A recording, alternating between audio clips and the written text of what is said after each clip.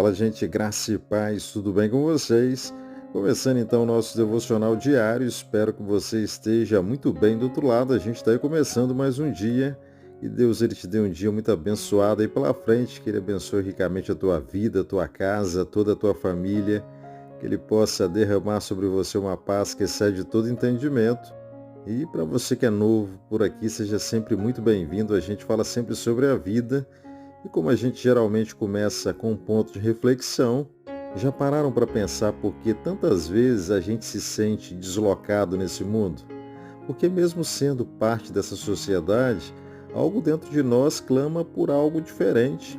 E hoje eu quero refletir com você. O nosso texto base está lá no livro de Salmos, lá no versículo 4 do capítulo 5, e a palavra de Deus ela diz assim, ó: Tu não és um Deus que tenha prazer na injustiça, contigo o mal não pode habitar. Amém?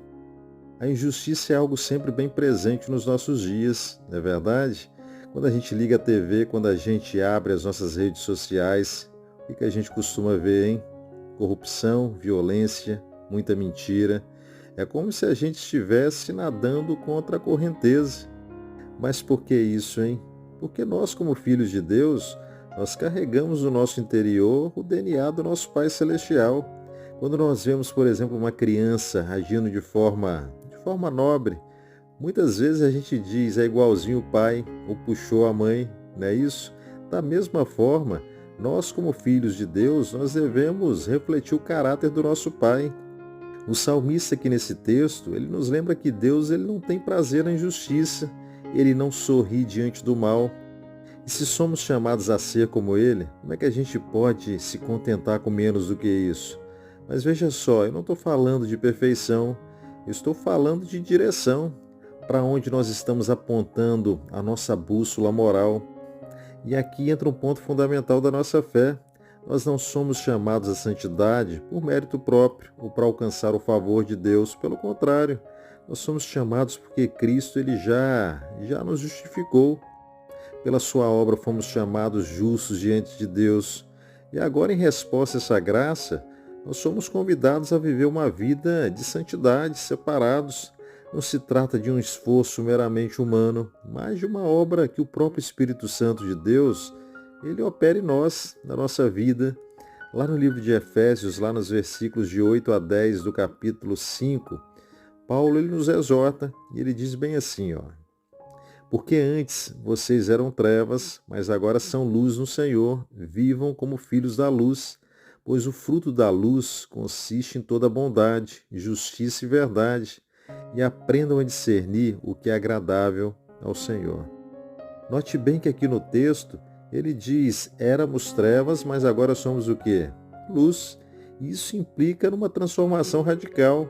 Não é apenas uma mudança de comportamento, mas uma mudança de natureza, operada pela graça de Deus. É o Espírito Santo nos capacitando a viver como filhos da luz. Isso não é algo que a gente alcança por nossos próprios méritos, mas pelo poder de Deus em nós.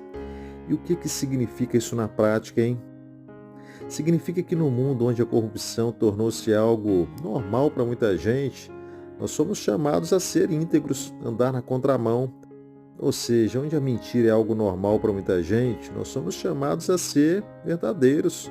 Onde a injustiça ela prevalece, nós somos chamados a lutar pela justiça. E aqui é importante lembrar, a nossa santidade é uma resposta à santidade de Cristo. Nós somos santos porque Cristo é santo. E a nossa vida ela deve refletir essa realidade. Isso não é apenas uma responsabilidade, mas é também um privilégio, porque nós mostramos ao mundo quem Deus é. Esse chamado, ele não é fácil. Muitas vezes nós seremos incompreendidos, ridicularizados. E Jesus mesmo, ele nos alertou sobre isso. Lá no livro de João, lá no versículo 19 do capítulo 15, ele diz assim, ó: Se vocês pertencessem ao mundo, ele os amaria como se fosse dele. No entanto, vocês não são do mundo, mas eu os escolhi dentre o mundo. Por isso, o mundo os odeia. O texto está dizendo que o mundo ele odeia os que são de Cristo, porque rejeita a santidade que ele manifesta. E assim como Cristo ele foi rejeitado, nós também seremos, pois nossa vida reflete a luz de Jesus, e essa luz ela expõe as trevas ao nosso redor. Então o que que a gente faz, hein? A gente se esconde, a gente se isola? De maneira alguma. Nós somos chamados a ser sal e luz, o sal que preserva, que dá sabor, a luz que ilumina, que expõe as trevas. Então lembre-se, o nosso Deus, ele não tem prazer na injustiça. E se somos seus filhos, também não devemos ter. Isso significa que a gente precisa estar atentos, vigilantes. A gente precisa examinar os nossos corações, as nossas ações, as nossas palavras. Quantas vezes a gente mesmo não se pegou justificando pequenas injustiças, tipo, mas todo mundo faz assim, ou é só dessa vez. Mas e se a gente olhasse para essas situações com os olhos de Deus, hein? E se a gente se perguntasse, isso agrada ao meu Pai Celestial? Jesus no meu lugar, ele faria isso? Agora, é fundamental a gente lembrar que esse chamado à santidade, ele não é um fardo insuportável, pois Deus ele nos capacita a viver ele. E nós não estamos sozinhos. O mesmo Deus que nos chama à santidade é o Deus que nos sustenta pela sua graça, pelo seu Espírito. Então, meu irmão, o chamado à santidade não é um fardo, é um privilégio. É a oportunidade da gente mostrar ao mundo quem é o nosso Deus e a chance de sermos embaixadores do reino dos céus aqui na terra. Que a gente possa olhar para a nossa vida e que a gente possa se perguntar onde a injustiça pode estar se escondendo, onde o mal ele pode estar tentando habitar em nós, e que a gente possa trazer essas coisas, todas essas áreas, em oração a Deus, que a gente possa dizer para Ele. E lembre-se sempre, nós não estamos sozinhos nessa jornada, porque o mesmo Deus que nos chama é o Deus que nos capacita.